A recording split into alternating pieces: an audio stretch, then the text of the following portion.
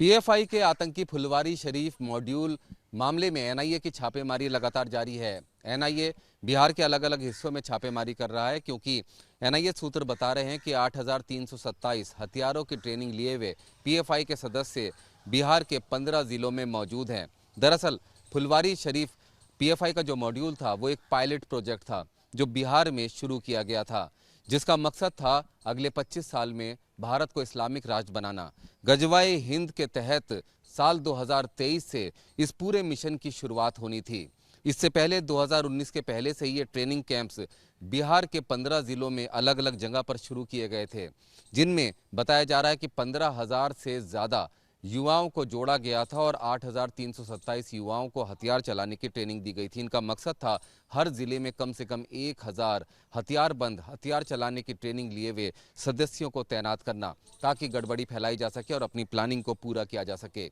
इस प्लानिंग का पहला चरण साल 2023 में शुरू होना था, जिसको डिकोड एजेंसीज ने किया है। साल 2023 से जिहाद की शुरुआत होनी थी। जिन जिन जिलों में ट्रेंड ये आतंकी मौजूद थे, उन तमाम लोगों को टारगेट देना था, उन लोगों का जिन्होंने इस्लाम के खिलाफ बातें कही हैं, सर तन से जुदा मॉड्यूल से उनको जुड़ जाना था और फिर टारगेट किलिंग करना था। साथ ही साथ इन लोगों को इस तरह की ट्रेनिंग भी दी गई थी कि छतों पर किस तरह से पत्थर इकट्ठे करने हैं, किस तरीके से भीड़ में लोगों को दंगे के लिए उकसाना है ताकि गड़बड़ी फैलाई जा सके, सांप्रदायिक तनाव पैदा हो सके। इन टारगेट किलिंग के बाद जगह जगह पर दंगे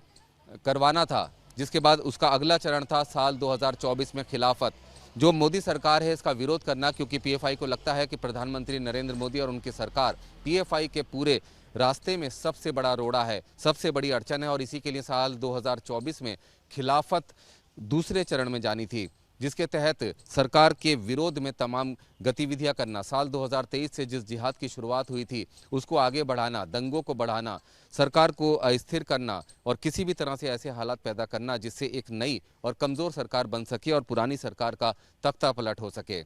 और उसके बाद फिर पीएफआई का तीसरा चरण शुरू होना था, जिसमें धीरे धीरे करके सरकारी तंत्रों पर कब्जा करना था। 2028 तक पीएफआई को इस चरण को पूरा करना था, जिसके बाद फिर पीएफआई का मकसद था, क्योंकि पीएफआई की ये सोच है कि देश के अगर 15% मुसलमान उसके साथ हो जाएं तो फिर इस देश को गजवाए हिंद के तहत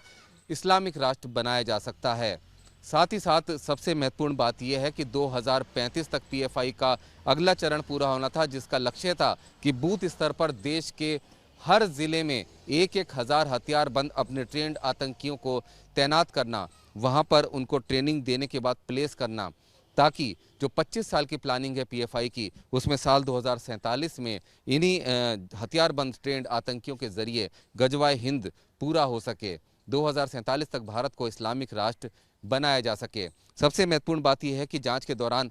चौंकाने वाली बातें पता चली हैं, जिसके तहत कई विदेशी आतंकी संगठन पीएफआई की डायरेक्ट या इनडायरेक्टली मदद कर रहे हैं। कई ऐसे सबूत मिले हैं जिससे पता चलता है कि बांग्लादेश की एबीटी और पाकिस्तान और अफगानिस्तान में सक्रिय एक्यूआईएस लगातार इस मिशन को पूरा करने के लिए लॉजिस्टिक और आर्थिक मदद कर रहे थे। अब इस खुलासे के बाद एजेंसीज उन तमाम लोगों की शिनाख्त करने में जुटी हैं जो कि पीएफआई के इस मिशन से जुड़े हुए थे, इन ट्रेनिंग कैंप्स में शामिल थे, अलग अलग ट्रेनिंग कैंप में युवाओं को ट्रेनिंग दे रहे थे, और हथियारों की ट्रेनिंग लेने वाले युवाओं की भी शिनाख्त और पहचान की जा रही है ताकि उनको पकड़ा जा सके। और फिलहाल ये सभी लोग स्लीपर सेल्स की तरह अलग अलग भेष में कहीं पर भी हो सकते हैं। वीडियो जर्नलिस्ट सुभाष चंद के साथ रुमान उल्लाह खान, न्यूज़ नेशन, दिल्ली।